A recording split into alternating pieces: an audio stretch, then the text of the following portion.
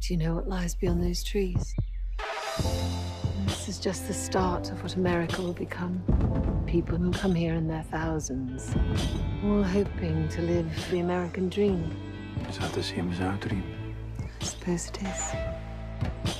Heading into its November 4th debuting 4th season this weekend, the very, very well-watched Ronald D. Moore executive-produced Outlander nimbly shows once again, like say a good shot of whiskey or a strong cup of tea, how to give the people what they want and how to keep things moving forward simultaneously.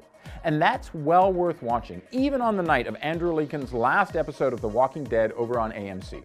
Now, unless you've literally been living in a cave on the Scottish Highlands for the past decade or so, you'll know that stars as Caitriona Balfe and Sam Heughan led historical and time travel drama based on Diane Gabaldon's best-selling novels are an exercise in the power of love against all obstacles, with some swords, sex, and offspring thrown in for good measure.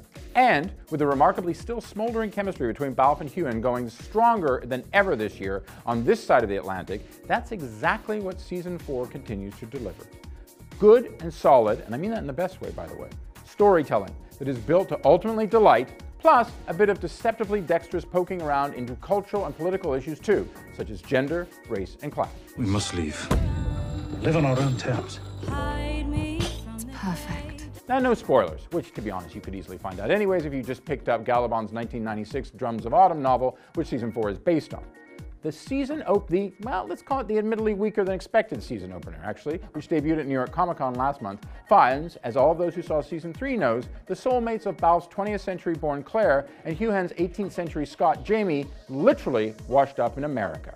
Specifically, the colony of Georgia and then North Carolina. Which leads us into a journey down the best and worst roads of the just barely pre-revolutionary nation of 1767. Paths we still travel today, often in circles.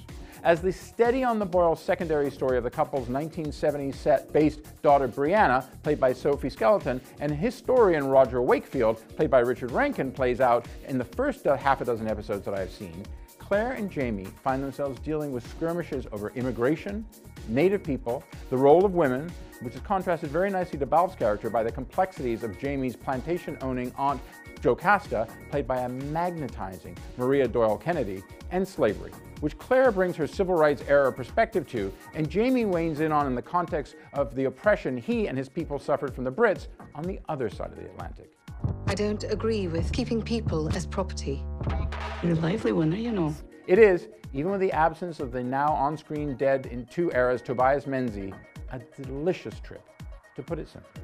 Over the past years, Outlander has taken Heughan and Balfe's characters across the centuries, the Highlands, to France and the Caribbean, as well as the Battle of Culloden. Now, the already 2 more seasons renewed series brings it home. And home, however you define it in this case, turns out to be a very good place to be.